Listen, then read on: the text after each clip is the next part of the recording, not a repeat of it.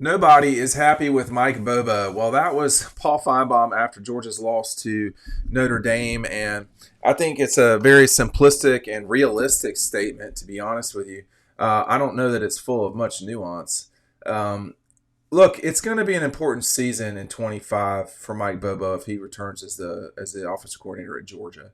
Um, Kirby Smart has shown over time that he will make changes that he feels like are best for his program. I will say that it's always possible, even probable, that coaches have blind spots. Kirby Smart, Kirby Smart may well have a blind spot. It's also possible he feels like Mike Bobo is the best person to be the offensive coordinator at Georgia. I mean, this is a guy that went out and got, Todd Monken, kind of, I wouldn't say out of nowhere, but sort of out of nowhere. He was the offensive coordinator of the Tampa Bay Bucks. I mean, it wasn't like he was some obvious choice. What I want to focus on here is because I'm one of the few people that's been around for all of this is the Georgia fan base's obsession with crushing Mike Bobo. Some of it is, some of it is warranted. Some of it is based on his play as quarterback in 1995, and that's like some of y'all aren't even that are watching this are not even never. You can go watch Mike Bobo on YouTube, I guess, which I would not advise. He was not a great quarterback. He was an adequate quarterback.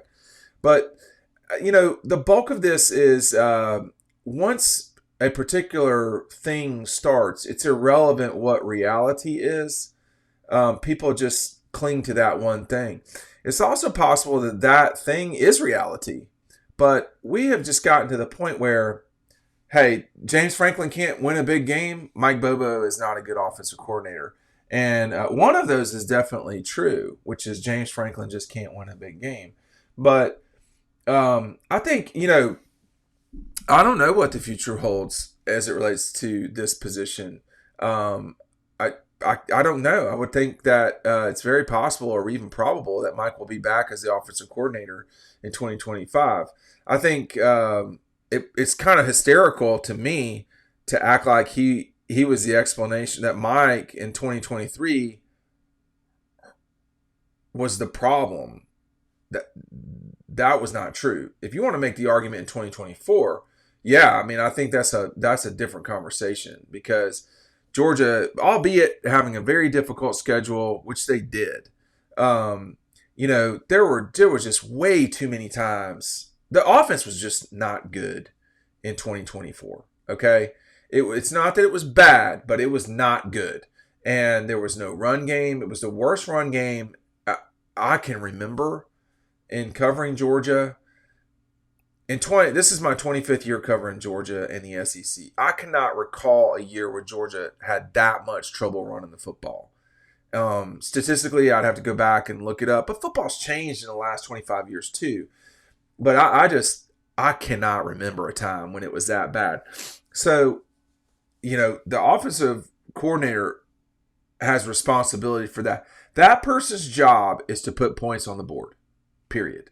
It doesn't have anything. I mean, like win or lose games. No, not necessarily. I mean, I think what I'm old enough to remember is people blaming, Mike for, the 2014 season. I'm like, they scored 35 points at South Carolina, and people were on Mike Bobo about, one play call. Maybe don't allow the other team to score 38 points, Jeremy Pruitt, and you win the game. I mean, 35 should win that game 35-20. And you look at what he did to Brent Venables in 2014. And then he was gone, And then, from that point forward, after that time, he got the head job at Colorado State. And so people, they were basing their I don't know. I think probably maybe with the exception of 2010, 2024 was Mike's worst production time at Georgia. I'm trying to think of a time where he was the offensive coordinator. It was worse. I mean, maybe in 2009, but I think they scored a bunch of points in 2009, and they just were not good defensively, as I recall. Some of this stuff is, I don't have 2010 statistics right off the top of my head here, but we've just gotten to the point. What I kind of get bored with is, oh, this guy sucks, and it's just like, oh my God, are we doing this whole thing again? What I would say is, it's not out of the realm of possibility that there's a change in offensive coordinator, okay? But I don't know that that's coming, and I also don't know that a lack of change prevents Georgia from winning the national championship. Mike Bobo, they're never going to win the national championship with Mike Bobo as a quarterback. As the quarterback, they'd never win it. But as the offensive coordinator, well, I mean, again, I remember too people saying Kirby Smart's never going to win it at Georgia, and he won it back to back. So, I mean, James Franklin can go still win big games. He has not yet. It's not a great look moving forward, but I think for Mike, the biggest thing in 25 is to get the run game going. I mean, that was pretty bad, period. And I got to say, too, what's really happening here is people are not ballsy enough to say Kirby Smart didn't get things right. They're willing to trash Mike. They're not willing, and I'm not talking about Paul. I'm talking about fans. They are not, like, Kirby Smart is the sacred cow at Georgia. And that's ridiculous because we shouldn't have sacred cows. But their misplaced anger, or sometimes it's not misplaced, is with the offensive side of the ball. It is with Mike Bobo, excuse me. And that I'm going to talk about that a little bit more in a second here. Hey, use the promo code MEGABET from our buddies over at BetMGM. It's a great offer that we've got for you because you're betting responsibly, right? You're going to do, like, there's all sorts of stuff that you can, NASCAR. You got the NFL playoffs right now. You got the college football national championship. Notre Dame making an appearance. Their once a decade appearance in a national championship game. Use the promo code MEGABET, MEGABET, and get a chance to get up to $1,500 in bonus bets if your first bet doesn't win. The link is right down below.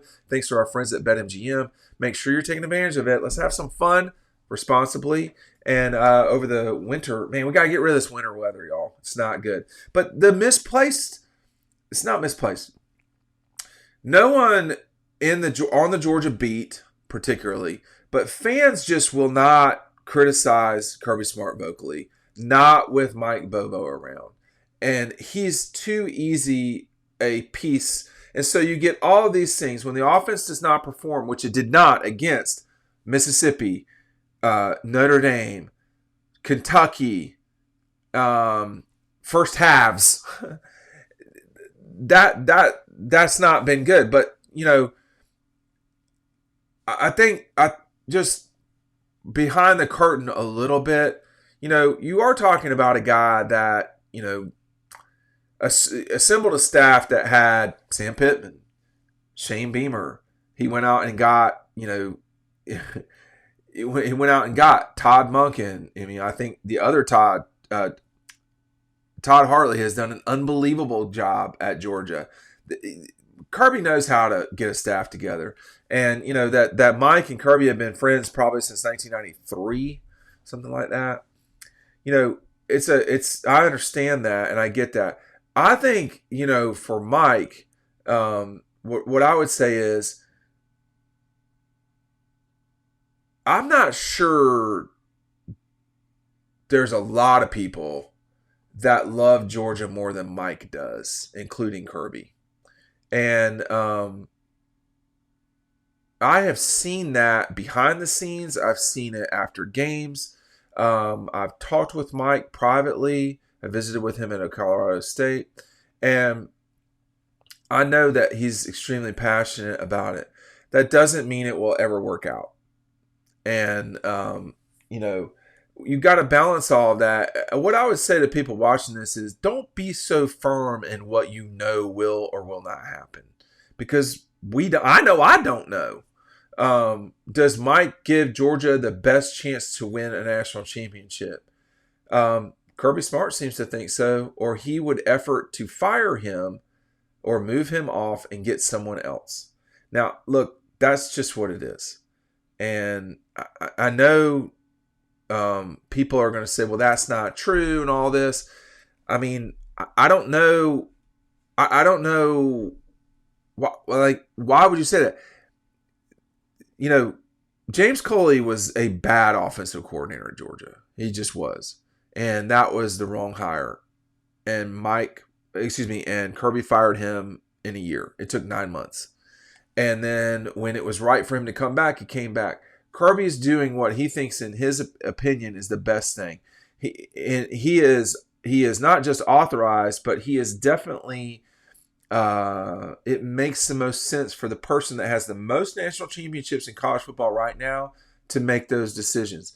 I think that it's not exclusive to the offensive coordinator, the struggle that the offense has. But it's on them more than anything. It's got to get better than it was. And the run game is where I would start.